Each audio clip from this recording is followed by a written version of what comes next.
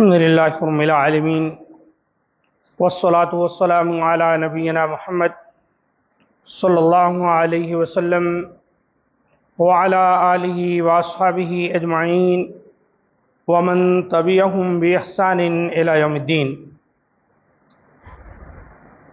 معزز سامعین کرام، مختصر مسائل و احکام رمضان روزہ اور زکوٰۃ اس کتاب سے آپ کے سامنے دروس پیش کیے جا رہے ہیں، جو کہ مولانا محمد منیر قمر حفظہ اللہ کی تصنیف ہے، اور ہم زکوٰۃ کے سلسلے میں باتیں کر رہے ہیں۔ زکوٰۃ جن چیزوں میں سے نکالی جاتی ہے انہی میں سے ہیں مویشی، یعنی جانور، وہ جانور جو کہ سال کے زیادہ تر حصے جنگلوں میں چرتے ہوں، ان کی خوراک کا بندوبست ان کے مالکین کو نہ کرنی پڑتی ہو، تو ان جانوروں پر زکوٰۃ نکالی جاتی ہے۔ ایسے جانور جن کو ہم پالتے ہیں، ان کے کھانے پینے کا اہتمام کرتے ہیں، ان کی دیکھ ریکھ کرتے ہیں، تو ایسے جانوروں پر زکوٰۃ نہیں۔ ہاں، اگر وہ مال تجارت کی حیثیت سے ہیں تو ان کی زکوٰۃ نکالی جائے گی، ورنہ ان پر زکوٰۃ نہیں ہے۔ حدیث میں زکوٰۃ کے لیے 3 قسم کے جانوروں کا ذکر ہے۔ اونٹ نمبر 1، نمبر 2 گائے، اور اسی سے ملتا جلتا نصاب بھینس کا بھی ہے، نمبر 3 بھیڑ بکری۔ یہ 3 چیزیں ہیں، انہی میں سے ملتے جلتے جانور ہیں، جیسے بھیڑ ہے، بکری ہے، دمبا ہے۔ تو اونٹ کے سلسلے میں حدیث میں آتا ہے کہ آپ صلی اللہ علیہ وسلم نے فرمایا کہ 24 سے کم اونٹ ہوں تو ہر 5 اونٹوں پر 1 بکری زکوٰۃ، اور 25 اونٹ ہو جائیں تو ان پر 1 سال کی 1 اونٹنی، اور اسی طرح 4 اونٹوں پر کوئی زکوٰۃ نہیں الا یہ کہ مالک خود دینا چاہے۔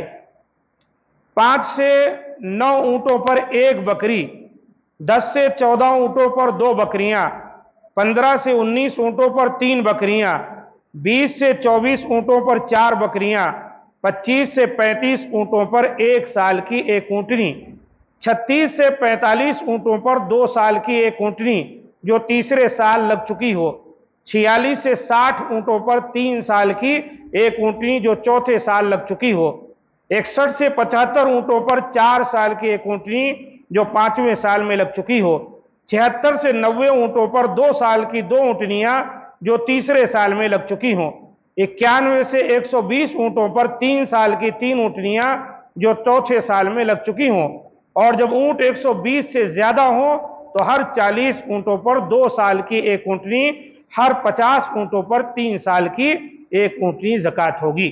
بخاری، ابو داؤد، ترمذی وغیرہ سے حدیث ثابت ہے۔ اس طرح گایوں بھینسوں پر زکوٰۃ تو 30 سے کم تعداد پر زکوٰۃ نہیں۔ اگر گائے بھینس 30 سے کم تعداد پر ہیں ان پر زکوٰۃ نہیں، لیکن 30 پر 1 سال کا بچڑا یا 1 بچیا، اور 40 پر 2 سال کا بچڑا یا بچیا۔ احمد، ترمذی، ابو داؤد، نسائی، ابن ماجہ میں یہ حدیث آئی۔ بکریوں اور بھیڑوں پر نصاب 40 سے کم پر کوئی زکوٰۃ نہیں۔ 40 سے 120 پر 1 بکری، 121 سے 200 پر 2 بکریاں، 200 سے 300 پر 3 بکریاں، 300 سے زائد ہر 100 بکریوں پر 1 بکری کے حساب سے زکوٰۃ ادا کریں۔ گدھوں، گھوڑوں اور خچروں پر کوئی زکوٰۃ نہیں ہے، لیکن اگر تجارت کے لیے رکھے ہوئے ہیں تو زکوٰۃ واجب ہے۔ یہ ہے جانوروں کی زکوٰۃ کی تفصیل۔ آج کل اس طرح سے ہمارے شہروں میں تو جانوروں کو پالنے کا رواج ہے نہیں، بلکہ اب تو بہت سے گاؤں میں بھی اس طرح کے جانور نہیں پائے جاتے کہ جو زیادہ تر حصہ باہر چرتے ہوں اور ان کی زکوٰۃ نکالی جائے۔ اکثر لوگ جو رکھتے ہیں وہ ان کا بندوبست کرتے ہیں، یا تو اس کو اپنے استعمال کے لیے ذاتی طور پر رکھتے ہیں، اس کا دودھ استعمال کرتے ہیں، یا دودھ وغیرہ کی تجارت کرتے ہیں۔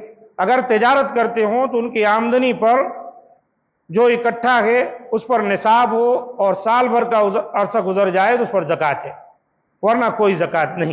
ہاں اگر کوئی بیچنے کے لیے مال تجارت کی صورت میں بہت سے اونٹ، بہت سی گائیں، بہت سی بکریاں رکھتا ہے تو تجارت کے اموال کے اعتبار سے اس پر زکوٰۃ ہوگی۔